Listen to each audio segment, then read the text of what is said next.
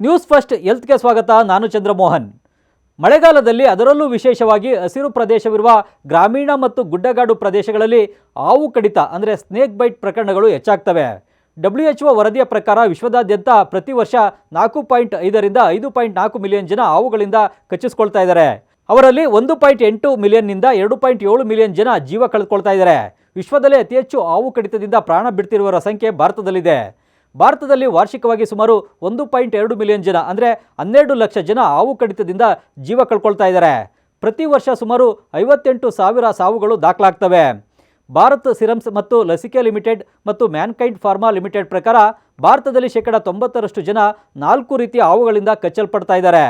Wiper, cobra, Indians cobra ಮತ್ತು wrestle wiper ಕಡಿತದಂತಹ ಹಾವುಗಳ ಕಡಿತದಿಂದ ಜನ ಸಾವನ್ನಪ್ತಾ ಇದ್ದಾರೆ.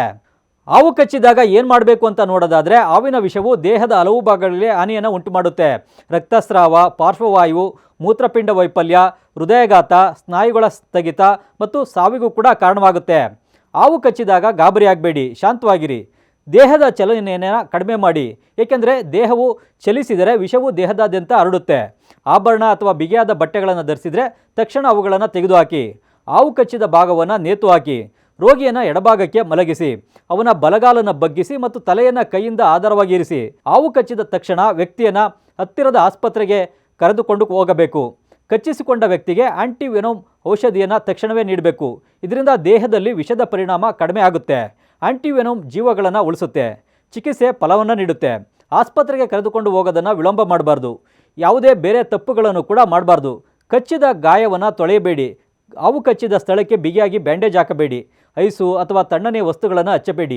ಗಾಯವನ್ನು ಕತ್ತರಿಸಬೇಡಿ ಅಥವಾ ವಿಷವನ್ನು ಉಸಿರಾಡಬೇಡಿ. ಆಲ್ಕೋಹಾಲ್ ಅಥವಾ ಕೆಫೀನನ್ನು ಸೇವಿಸಬೇಡಿ. ಸ್ವಯಂ ಔಷಧಿಯನ್ನು ಮಾಡಿಕೊಳ್ಬೇಡಿ. ಹೆಚ್ಚು ನಡೆಯುವುದು ಅಥವಾ ಓಡುವುದನ್ನು ತಪ್ಪಿಸಬೇಕು. ಹಾವನ್ನು ಕೊಲ್ಲಲು ಅಥವಾ ಸೆರೆಹಿಡಿಯಲು ನೀವು ಯತ್ನವನ್ನು ಮಾಡಬೇಡಿ. ಯಾವ ವಿಷಯವನ್ನು ನೆನಪಿನಲ್ಲಿ ಇಟ್ಕೊಳ್ಬೇಕು ಅಂತ ನೋಡೋದಾದರೆ, ಹಾವು ಕಡಿತ ಪ್ರಕರಣಗಳು ಹೆಚ್ಚಾಗಿ ಗ್ರಾಮೀಣ ಪ್ರದೇಶದಲ್ಲಿ ವರದಿಯಾಗ್ತವೆ. 60ರಿಂದ 80% ಪ್ರಕರಣಗಳಲ್ಲಿ ಹಾವುಗಳು ಪಾದಗಳು ಅಥವಾ ಮೊಣಕಾಲುಗಳ ಮೇಲೆ ಕಚ್ಚುತ್ತವೆ. ಹೊಲಗಳಲ್ಲಿ ಕೆಲಸ ಮಾಡುವಾಗ ಶೂಗಳನ್ನು ಧರಿಸಬೇಕು. ಮನೆಗಳಲ್ಲಿ ದೀಪಗಳನ್ನು ಬೆಳಗಿಸಿ. ಹಾವುಗಳು ಮನೆಗಳ ಒಳಗೆ ಬರದಂತೆ ಸುತ್ತಮುತ್ತಲಿನ ಪ್ರದೇಶಗಳನ್ನು ಸ್ವಚ್ಛವಾಗಿ ಇಟ್ಕೊಳ್ಬೇಕು. ಮಳೆಗಾಲದಲ್ಲಿ ಹೆಚ್ಚು ಮುನ್ನೆಚ್ಚರಿಕೆಗಳನ್ನು ತೆಗೆದುಕೊಳ್ಬೇಕು. ಮತ್ತಷ್ಟು ಇಂಟ್ರೆಸ್ಟಿಂಗ್ ಕಂಟೆಂಟ್ಗಾಗಿ ನ್ಯೂಸ್ ಫಸ್ಟ್ ಹೆಲ್ತ್ ಸಬ್ಸ್ಕ್ರೈಬ್ ಮಾಡಿ.